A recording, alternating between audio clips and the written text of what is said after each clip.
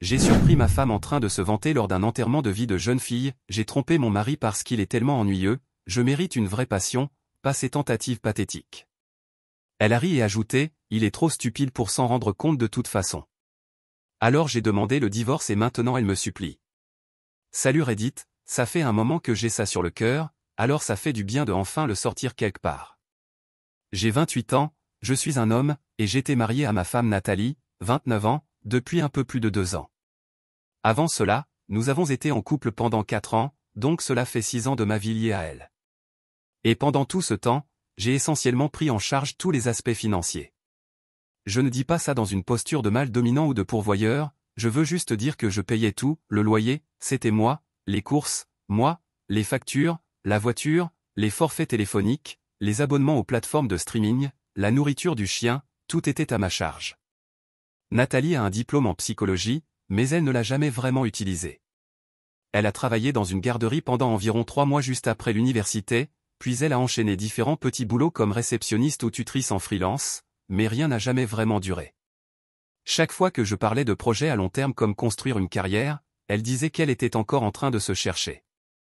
Je ne voulais pas la bousculer, elle gardait l'appartement en ordre, s'occupait du linge, faisait à manger parfois, donc ça me semblait équitable, du moins pendant un temps. Le truc, c'est que je ne pensais pas avoir épousé une femme capable de me manquer de respect. Oui, on avait nos disputes, elle se plaignait que je jouais trop tard le soir et moi je m'agaçais quand elle commandait des choses inutiles, mais dans l'ensemble, je pensais qu'on allait bien, même solide. Je croyais sincèrement qu'on faisait équipe. Reculons maintenant de quelques mois. Sa meilleure amie Ruby, 28 ans, allait se marier. Ruby, c'est la fille bruyante et dramatique du groupe, toujours à taguer les gens sur des mèmes de brunch ou de « baddie », à poster des stories sur Instagram depuis la salle de sport sans jamais vraiment s'entraîner. Peu importe, elle est inoffensive. Elle dit à Nathalie qu'elle organise un enterrement de vie de jeune fille en grande pompe qui va durer toute la journée et toute la nuit, littéralement du lever au coucher du soleil, avec bus de fête, dîner, boîte de nuit et d'autres activités après les clubs, le grand jeu. Évidemment, je n'étais pas invité, ce qui ne me posait pas de problème. Je ne connais même pas le fiancé de Ruby, je ne l'ai jamais rencontré, pas une fois, même pas un texto ou une poignée de main. Je n'ai pas été invité à leur fête de fiançailles, donc je ne m'attendais à rien cette fois non plus. Ruby a même dit à Nathalie, il devrait sortir avec ses potes ce week-end, faire quelque chose de fun. Nathalie a approuvé, genre, oui va te détendre avec Nick ou quelqu'un d'autre, fais des trucs de mec. Le truc, c'est que sa façon de le dire m'a un peu dérangé, comme si elle était trop contente de me savoir loin pendant la fête. Mais encore une fois, j'ai laissé couler. Je ne suis pas du genre jaloux. J'ai simplement hoché la tête et dit que je trouverais bien quelque chose à faire. Je n'avais aucun intérêt à faire semblant de faire partie d'un groupe d'amis qui ne m'avait jamais inclus. Donc pendant qu'elle se préparait pour ce grand jour, moi je continuais ma routine, travailler, payer les factures, vivre ma vie. Cette semaine-là, Nathalie s'est préparée comme si elle allait fouler un tapis rouge. Elle prévoyait 4 changements de tenue pour une seule journée, de la lingerie, des jupes très courtes, un haut pailleté qui avait l'air de vouloir exploser au moindre mouvement. Je l'ai regardé un moment et je lui ai demandé, ce n'est pas un peu exagéré ? Elle a juste ri et répondu, c'est entre filles, chérie, personne n'essaie d'impressionner qui que ce soit. Je n'ai pas insisté. Comme je l'ai dit, j'avais confiance en elle. Du moins je le croyais. Je ne voulais pas être ce gars qui contrôle ce que sa femme porte ou avec qui elle sort, donc j'ai haussé les épaules et j'ai laissé passer. Elle a fait ses ongles, s'est coiffée, a même acheté de nouveaux talons pour l'occasion. Elle n'avait pas mis autant d'efforts dans quoi que ce soit depuis notre dîner d'anniversaire. Le jour de la fête, je m'habille pour aller bosser et elle est dans la salle de bain en train de se maquiller. Je lui donne un baiser et lui dis, amuse-toi bien. Elle me sourit largement et répond, oh, je vais bien m'amuser. Cette phrase a résonné. Je ne sais pas pourquoi. Peut-être que je vois tout différemment maintenant, mais quelque chose dans son ton m'a dérangé. Même à ce moment-là, je n'y ai pas trop pensé. Elle part donc avec ses copines, tout le groupe prend des photos dans le bus de fête, se tague mutuellement, met de la musique, se déchaîne. Je me suis dit que j'allais simplement bosser, rester occupé et peut-être sortir plus tard. Vers midi, j'ai envoyé un texto à Nick, 30 ans, on se connaît depuis le lycée, pour lui demander s'il voulait qu'on dîne ensemble ou autre ce soir-là. Il était partant. Donc pendant que Nathalie faisait la fête avec ses copines, je suis sorti avec Nick. Rien de fou. On a mangé des burgers, on s'est posé sur sa terrasse et on a discuté pendant quelques heures. On a parlé boulot, famille, rigolé en se rappelant de vieilles histoires. Il m'a demandé comment ça allait avec Nathalie. J'ai dit que tout était normal, qu'elle était juste sortie avec le groupe de rugby ce soir. Il a levé les yeux au ciel et a dit. La suite est probablement dans une seconde partie. Ces filles sont vraiment trop, mais c'est à peu près tout ce qu'il a dit. On n'a pas vraiment reparlé d'elle après. On a regardé un match dans le bar près de chez lui. Je ne consultais pas trop mon téléphone, mais Nathalie ne m'a envoyé qu'un seul message de toute la soirée, une photo de groupe flou avec un message du style « Tu nous manques lol ». J'ai répondu avec un pouce levé. Je ne voulais pas être le mari collant, et honnêtement je pensais qu'elle passait juste un bon moment. On a terminé nos sodas, en fait je conduisais, et je suis rentré à la maison vers minuit. Rien ne semblait bizarre, rien ne semblait suspect. Mais ce jour-là, cette soirée, c'est ce qui a tout déclenché. Le lendemain matin était étrange dès le début. Je me suis réveillé avant le lever du soleil, je n'essayais même pas d'être curieux ou dramatique, je n'arrivais juste pas à dormir. Je suis un dormeur léger de toute façon, et quand je suis seul dans le lit, c'est comme si mon cerveau oubliait comment se détendre. Alors je me suis levé, j'ai défilé sur mon téléphone, préparé des tartines et j'ai attendu. Aucun message d'elle, aucun appel manqué. Sa localisation était désactivée aussi, ce qui était nouveau.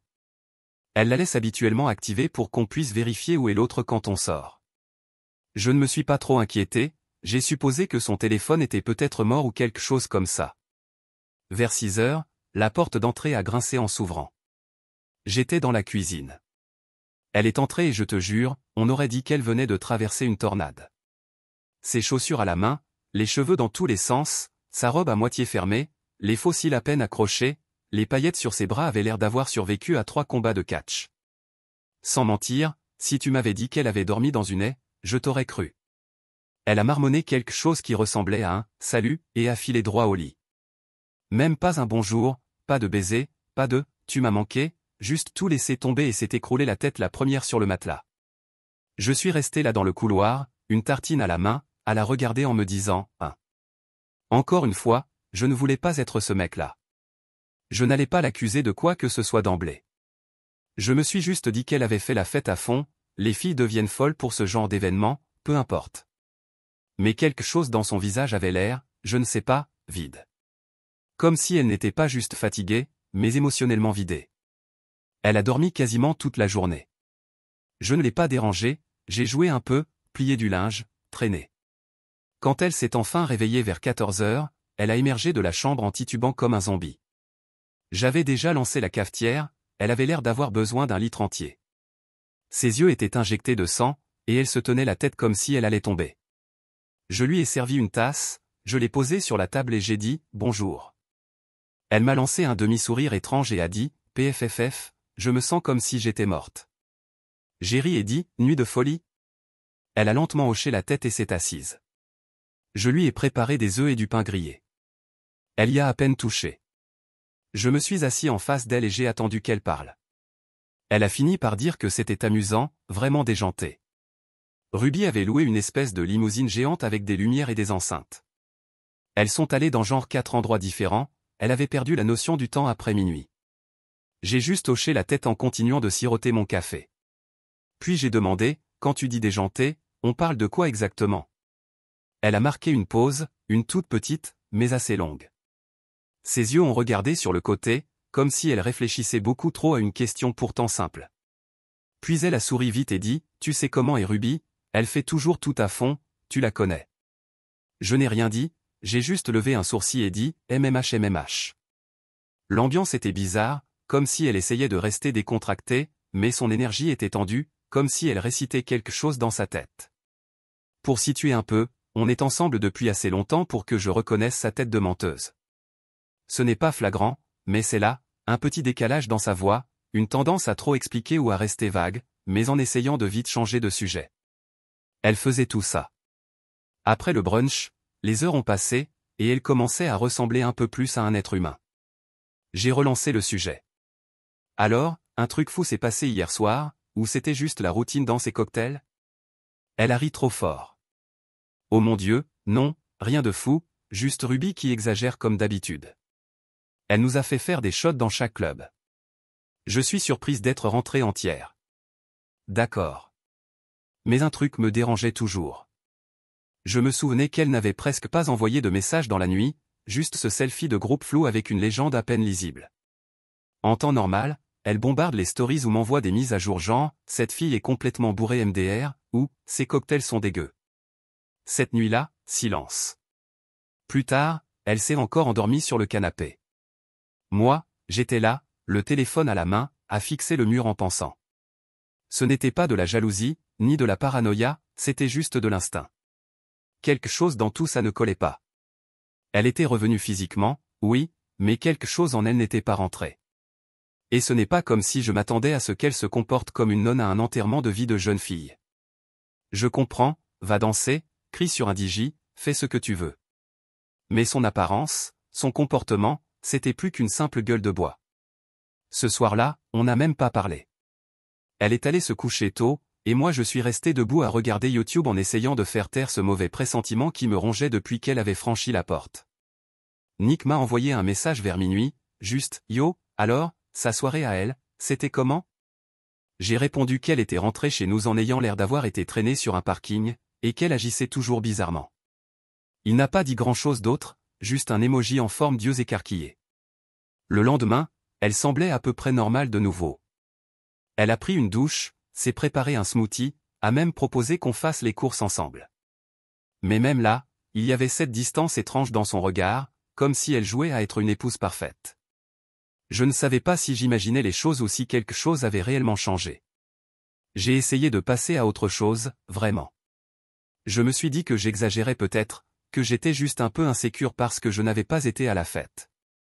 Mais au fond de mon esprit, quelque chose hurlait que je n'étais pas fou. Et j'avais raison. Il m'a juste fallu encore quelques jours pour découvrir à quel point j'avais raison. Donc quelques jours passent, et j'essaie d'oublier cette sensation étrange. J'ai vraiment essayé.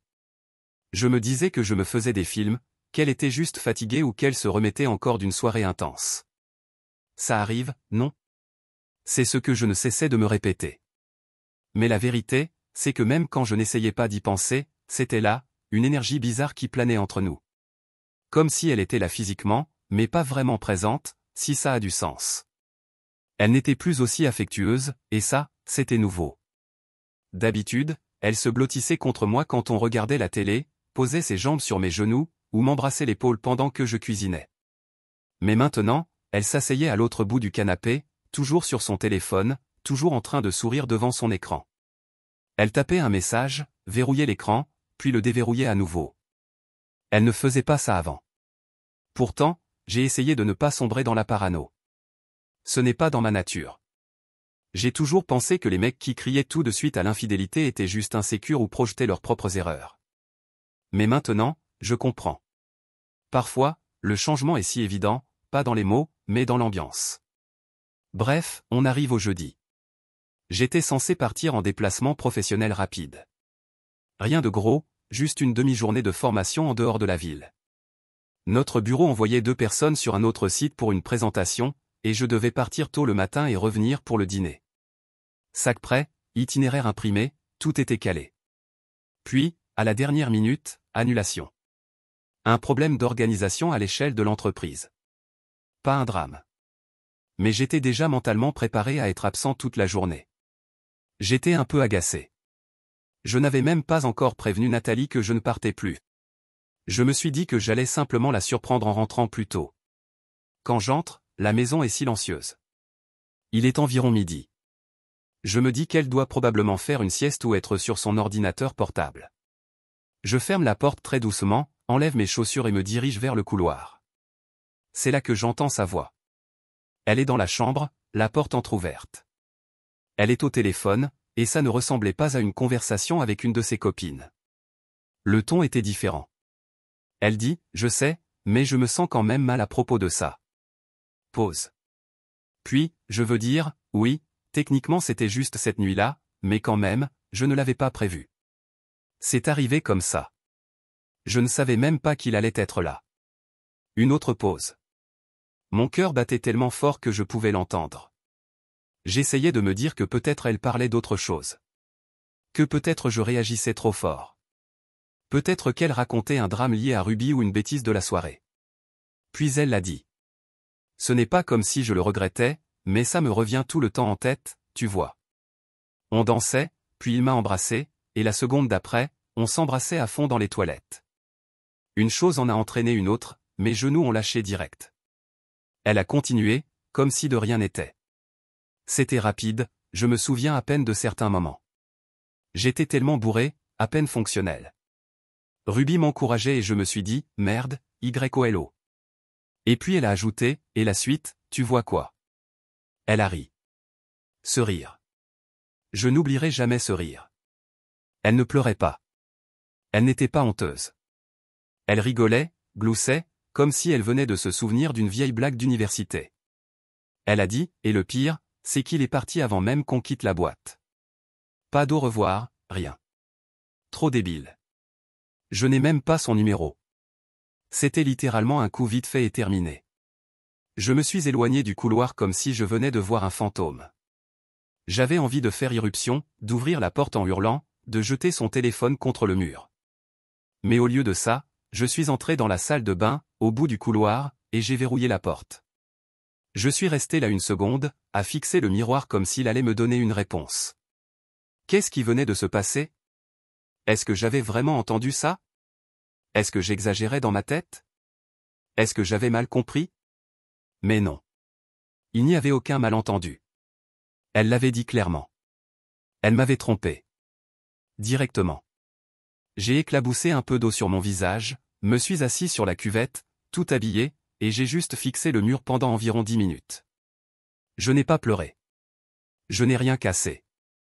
Je suis juste resté là, vide, avec une boule dans la poitrine, comme si mon cerveau s'était figé, incapable de décider quoi faire ensuite.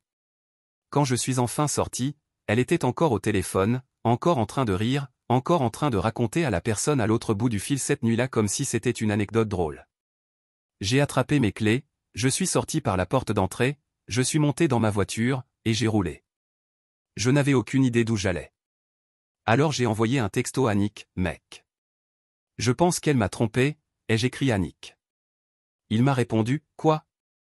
Où es-tu? Moi, en train de conduire. Je viens de l'entendre dire qu'elle avait couché avec un type à la soirée de Ruby. Nick, où es-tu? Rejoins-moi à notre spot habituel. Notre spot habituel, c'était un petit bar discret où on allait depuis des années. Pas bruyant, pas bondé, juste un endroit pour s'asseoir et parler. J'ai conduit jusque-là sans même sentir la route, sans écouter de musique, juste le silence et mon cœur qui battait à tout rompre dans mes oreilles pendant tout le trajet. J'arrive sur le parking du bar, et Nick est déjà là, assis sur le capot de sa voiture, comme dans un film à petit budget. Je me gare, je sors, et il me regarde et dit, ça va? Je secoue la tête, c'est tout ce que je peux faire.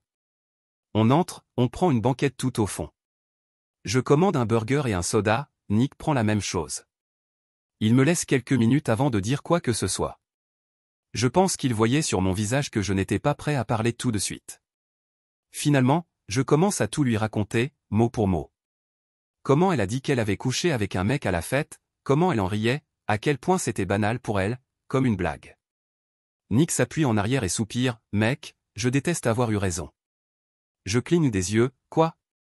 Il répond, je ne l'ai jamais aimée, ses amis non plus. J'ai toujours eu l'impression qu'elle l'attirait vers des décisions stupides. Cette Ruby, elle vit comme si sa vie était un clip musical, sans règles du monde réel. Tu te souviens comment elle s'est comportée à ta fête de fiançailles? Comme si elle essayait de tout ramener à elle. Il n'avait pas tort. Je m'en souvenais. Nathalie avait dû demander 2 fois à Ruby d'arrêter de faire teinter ses verres pendant notre discours. Pourtant, je n'essayais pas de rejeter la faute sur ses amis. Nathalie a fait ce choix, qu'elle soit ivre ou fatiguée, elle avait l'option de dire non. Elle ne l'a pas fait. Nick m'a vu perdre pied et a dit, bon, quel est ton plan maintenant? J'ai fixé la table, je ne sais pas, mec. Tu vas la confronter? J'en ai envie, mais je ne veux pas non plus rentrer et exploser. Je ne veux pas lui donner la satisfaction de penser qu'elle m'a fait perdre mes moyens. Il hoche la tête, alors ne rentre pas tout de suite, remets tes idées en ordre. Dors ailleurs cette nuit, élabore un plan. C'est là que j'ai compris. Je devais agir intelligemment, calmement. Elle m'avait déjà trahi, je n'allais pas la laisser manipuler ma réaction aussi. Alors j'ai réservé une chambre pour la semaine, dans un hôtel bon marché près du travail. Ce n'était pas luxueux, mais j'avais besoin d'un lit et de silence. J'ai dit à Nick que j'allais y dormir et réfléchir à la suite. Il m'a proposé son canapé, mais j'avais besoin d'être seul. J'avais besoin de silence. Cette nuit-là, je n'ai presque pas dormi. Je suis resté allongé à fixer le plafond. J'entendais encore sa voix au téléphone, c'est arrivé comme ça, c'était un coup vite fait, elle parlait de son infidélité comme si elle commandait au fast-food. Aucun remords, aucune culpabilité, juste une histoire drôle qu'elle racontait à quelqu'un. Probablement une de ses copines. Probablement l'une de celles qui l'ont encouragée à s'éclater, ce soir-là. Et maintenant quoi? Je suis censé rentrer chez moi comme si de rien n'était? Faire comme si je n'avais rien entendu? Comme si ma femme n'avait pas simplement avoué qu'elle avait couché avec un inconnu dans des toilettes? Certainement pas. Le lendemain matin, je me suis levé et je suis allé directement au travail. J'avais une sale tête. Un collègue m'a demandé si j'étais malade. J'ai répondu que j'avais mal dormi. Je n'avais pas envie de mentir, mais je n'étais pas prêt non plus à déballer toute cette histoire au bureau. J'ai fait ma journée, j'ai répondu à des mails, assisté à des réunions stupides, tout en entendant dans ma tête cet appel téléphonique en boucle. Pendant ma pause déjeuner, j'ai sorti mon téléphone et j'ai cherché des avocats spécialisés en divorce dans ma région. J'ai passé environ 1 heure à lire des avis. Je voulais quelqu'un de solide, sans baratin, pas trop cher, mais pas non plus négligent. J'ai finalement trouvé un type qui avait l'air fiable, des avis propres, des tarifs raisonnables, et il était disponible pour une consultation ce vendredi. J'ai pris rendez-vous. C'est à ce moment-là que je me suis senti un peu mieux, comme si je reprenais un peu de contrôle, comme si je n'étais plus juste en train de flotter dans le choc, mais que je passais à l'action, que je planifiais. Plus tard dans la soirée, j'ai enfin regardé mon téléphone. Elle m'avait envoyé 3 messages et avait laissé 2 appels manqués. Ces messages disaient « Salut, tout va bien, tu n'es pas rentré, tu peux m'envoyer un message s'il te plaît, dis-moi juste que tu vas bien, je commence vraiment à m'inquiéter, t'es où ?» Je les ai fixés pendant longtemps. Elle avait l'air innocente, comme si de rien n'était, comme s'il n'y avait pas une bombe à retardement entre nous, comme si elle n'avait rien à cacher. Je n'ai pas répondu. Elle a rappelé vers 22 heures. J'ai refusé l'appel. Je n'étais pas prêt. Je voulais que tout soit en place d'abord. Finalement, je me suis présenté au cabinet de l'avocat. Il doit avoir une 50aine d'années, pas du genre à plaisanter. Sérieux, professionnel, le genre de mec qui porte une montre avec les boutons de calculatrice. Il souriait à peine, et franchement, ça me l'a rendu encore plus sympathique. Je lui ai raconté toute l'histoire, du début à la fin. Il m'a demandé si j'avais des preuves. J'ai dit que pas vraiment. J'avais entendu ce qu'elle avait dit. J'ai entendu. Il a hoché la tête et dit, d'accord. Vous êtes propriétaire de la maison? Oui. La voiture? Elle est à moi aussi. Des comptes joints. Un seul, mais la majorité de l'argent est sur le mien. Il m'a regardé comme si je venais de lui offrir la victoire sur un plateau d'argent. Il a dit, bon, ça va être très simple. Même si elle nie l'infidélité, vous n'avez pas d'enfant, pas de bien commun, et presque tout est à votre nom. À moins qu'elle engage un avocat et qu'elle mente sous serment, ça ne va pas traîner. Je suis sorti de ce cabinet avec un poids un peu moins lourd sur la poitrine. Je ne suis toujours pas rentré chez moi. Elle m'a renvoyé un message ce soir-là, tu rentres à quelle heure, tu vas bien? Je ne lui ai pas répondu, parce qu'à la seconde où je le ferais, elle saurait que quelque chose cloche. Et elle ne méritait pas d'être prévenue. Nous sommes samedi matin maintenant, presque une semaine entière depuis la soirée. Je dors à l'hôtel, je vais au travail en faisant semblant que tout va bien, alors que mon cerveau est coincé dans une espèce de limbe étrange. Genre oui, j'ai déjà pris la décision, j'ai parlé à un avocat, les papiers sont en cours, mais je ne sais toujours pas quoi faire de tout ça que je ressens. Ce n'est pas que je m'effondre ou quoi que ce soit, mais c'est comme si je serrais la mâchoire en permanence, attendant un coup qui n'arrive jamais. Elle continue à m'envoyer des messages, jouant encore le rôle de la femme inquiète, comme si j'avais disparu sans raison. Elle n'a rien dit à propos d'une dispute, rien demandé pour savoir si j'étais fâché ou si elle avait fait quelque chose de mal. Juste des messages de vérification basiques, comme si elle s'attendait à ce que je passe la porte avec une excuse bidon, genre que j'avais dormi chez Nick ou que j'avais bossé tard au bureau ou je ne sais quoi. Elle ne sait pas que je l'ai entendu. Mais moi je le sais. ce matin-là, je reçois un message de l'avocat, les documents sont prêts, il peut les déposer lundi, mais il me suggère de les lui remettre avant le dépôt, juste pour que ce soit clair. Je lui dis que je vais m'en occuper. Il m'envoie les papiers par email. Je les imprime au centre d'affaires de l'hôtel, je les mets dans un classeur. Et là, c'est concret. Des feuilles tangibles avec son nom, le mien, et une ligne qui dit « Différents irréconciliables ». Je roule jusqu'à la maison, pensant qu'elle serait absente. Mais non, elle est là, dans la cuisine, assise à la table comme si elle m'attendait. Coiffée, maquillée, habillée avec une de ses tenues du style « Je suis innocente et adorable ». Probablement pensait-elle que ça allait m'amadouer.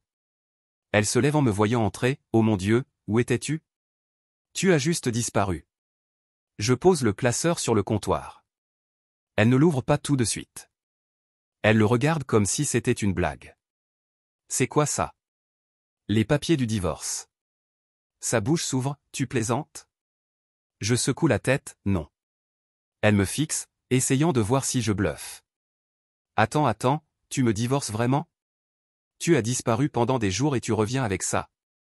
Je ne dis rien. Elle attrape le classeur, l'ouvre, parcourt les pages. Son visage devient écarlate. C'est quoi ton problème? Je laisse planer. Elle continue de tourner les pages. Tu ne m'as même pas parlé. Tu n'as rien demandé.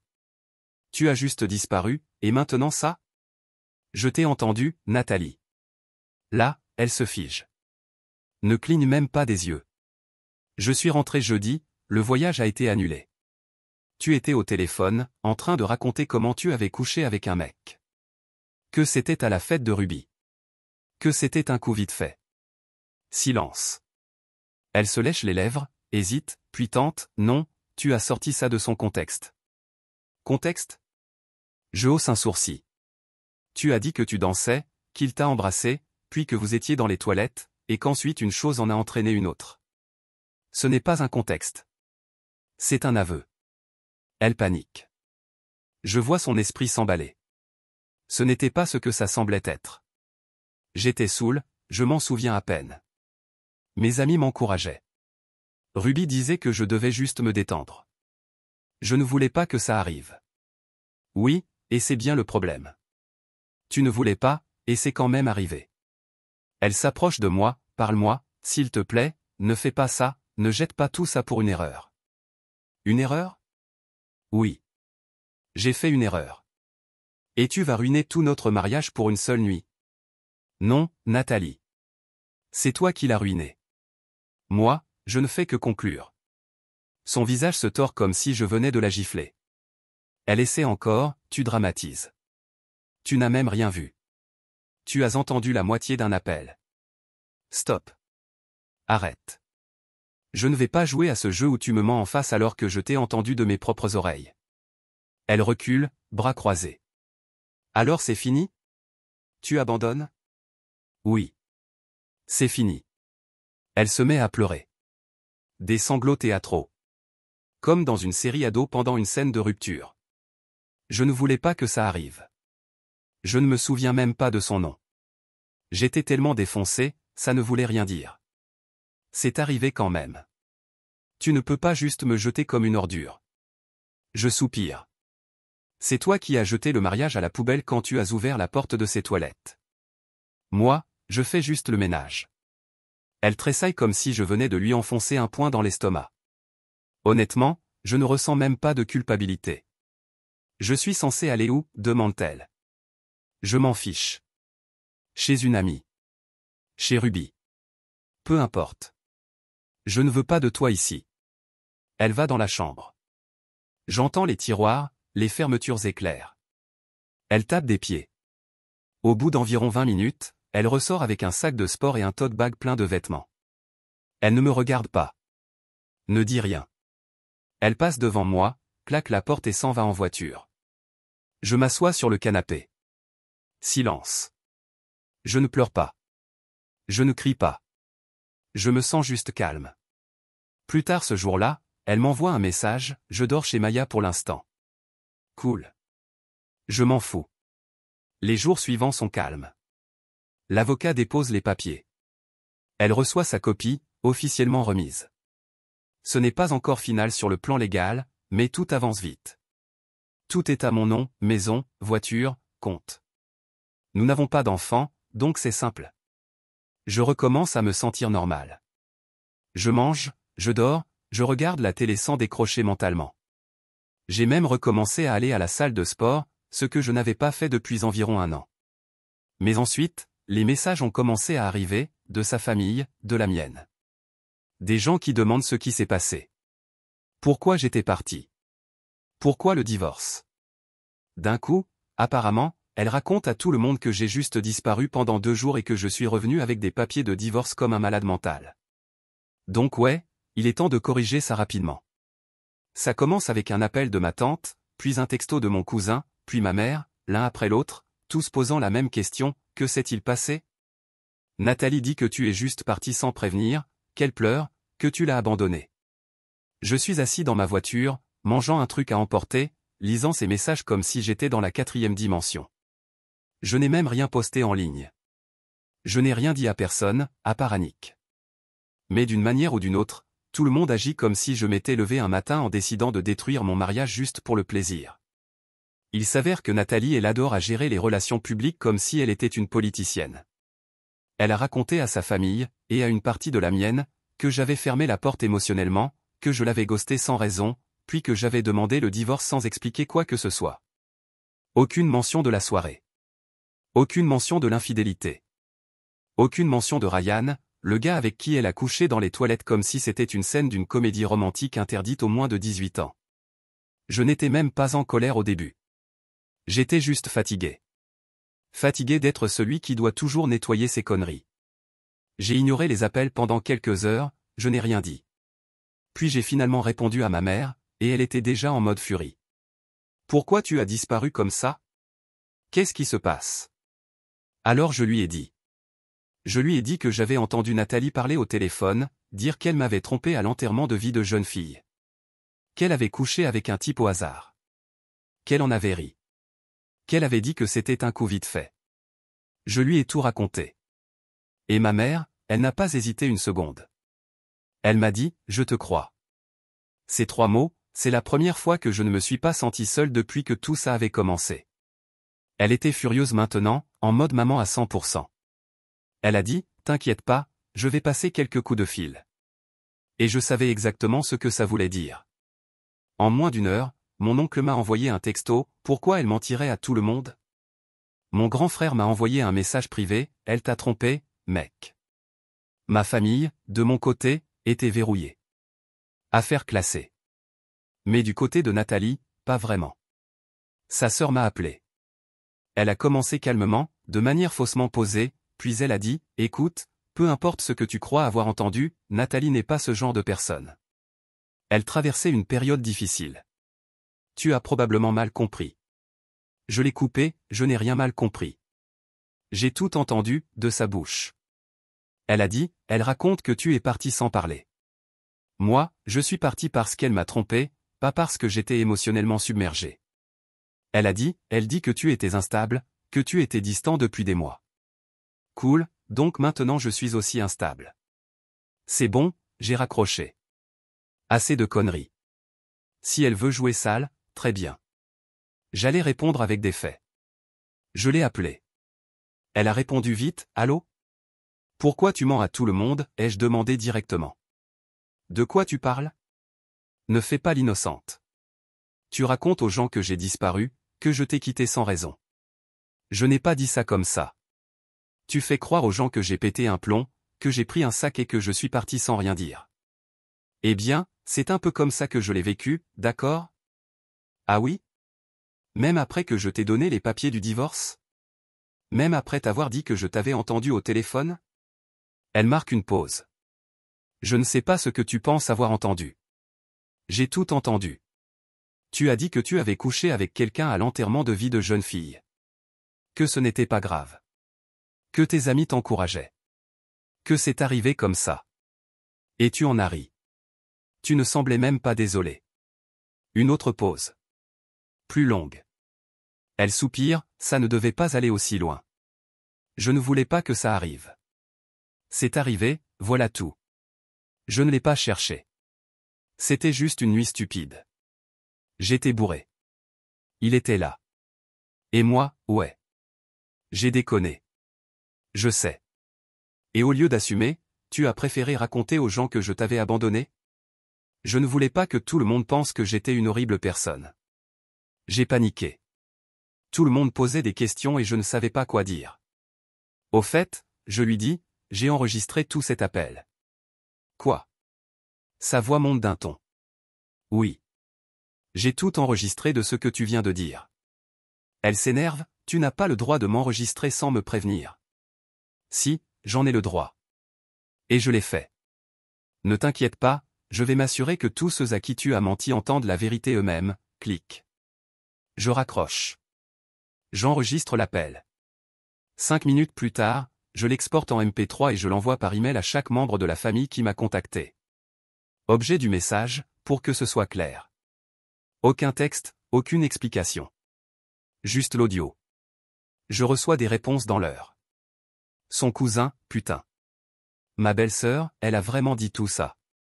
Son père, première fois qu'il m'écrit directement, je suis déçu par elle. Nick m'appelle en riant, tu l'as envoyé à tout le monde? Ouais. Il rigole encore, c'est froid. J'en ai marre d'être gentil à ce stade. Le dossier juridique touche à sa fin. L'avocat dit que tout avance vite parce qu'elle ne conteste rien. Elle a signé les papiers, probablement en espérant que tout ça disparaisse plus vite. Les termes sont clairs, je garde la maison, la voiture et 90% du compte commun. Tout était déjà à mon nom, donc elle n'avait aucune marge. Pas d'enfant. Pas de dette commune. Pas de contrat prénuptial pour compliquer les choses. L'audience finale est prévue pour le mois prochain. Après ça, ce sera officiel. Je ne l'ai pas revue depuis qu'elle a quitté la maison. Je ne sais pas où elle est maintenant. La dernière chose que j'ai entendue, c'est que Maya l'avait virée après que l'audio ait tourné. Apparemment, le fiancé de Maya ne voulait pas de drame lié à une infidélité dans l'appartement. Alors maintenant elle va de canapé en canapé, essayant de trouver quelqu'un qui la laisse dormir. Apparemment, peu de gens ouvrent leurs portes. Et honnêtement, je ne ressens aucune pitié. Elle a menti. Elle m'a trahi. Puis elle a essayé de me faire passer pour le méchant. Et quand la vérité est sortie? Silence. Aucune excuse. Aucune explication. Rien. Nick et moi avons déjeuné l'autre jour. Il m'a demandé, et maintenant? J'ai haussé les épaules, je passe à autre chose. Je ne la laisse pas détruire plus que ce qu'elle a déjà détruit. Il a hoché la tête, tu sais que tu t'en es mieux sorti que la plupart des mecs, non? Oui, j'ai dit. Mais je ne suis pas comme la plupart des mecs. Et je le pensais. Alors oui, c'est là que je l'ai laissée. Elle était dehors, légalement coincée et socialement exposée. Plus aucun mensonge derrière lequel se cacher. Elle a arrêté de m'écrire après que l'enregistrement ait circulé. Je ne l'ai pas poursuivie. Je n'ai pas posé de questions. J'ai simplement continué ma vie comme si elle n'avait jamais existé. C'était calme. Étrangement paisible. Pour la première fois depuis des semaines, j'ai dormi d'une traite, sans repasser cet appel maudit dans ma tête. Tout avançait. Et honnêtement je n'attendais plus que les papiers pour que tout soit officiellement terminé. Mise à jour, le divorce est finalisé. La maison, la voiture, 90% de l'épargne commune, tout est à moi. Pas de pension alimentaire, pas de soutien conjugal. Tout était déjà à mon nom, donc elle n'avait aucun levier. L'avocat a qualifié ça de l'un des cas les plus simples qu'il ait gagné depuis des années. La dernière chose que j'ai entendue, c'est qu'elle s'était fait virer de chez son ami et qu'elle continue de sauter de canapé en canapé, essayant de redorer son image. Ce n'est plus mon problème. Elle m'a envoyé un message depuis un faux compte Instagram, juste « J'espère que tu vas bien ». Aucune excuse. Aucun aveu. Juste une tentative de contact molle. Bloqué. Quant à moi, je suis toujours dans la maison. Je travaille toujours. C'est calme. Le garage est propre, il n'y a plus de paillettes qui explosent de chaque tiroir, et plus cette tension étrange quand je passe la porte. Je dors mieux que je ne l'ai fait depuis des années. Je ne suis pas en train de sortir avec quelqu'un, mais je n'évite pas l'idée non plus. Je prends mon temps. Je ne me précipite pas. J'ai déjà ignoré une fois mon instinct, je ne referai pas la même erreur. Donc oui, elle a joué à des jeux stupides, elle a gagné des conséquences stupides. Je n'ai pas eu besoin de ruiner sa vie. Elle s'en est très bien chargée toute seule. Merci à tous ceux qui ont vraiment lu tout ça. Vous m'avez aidé à ne pas devenir fou.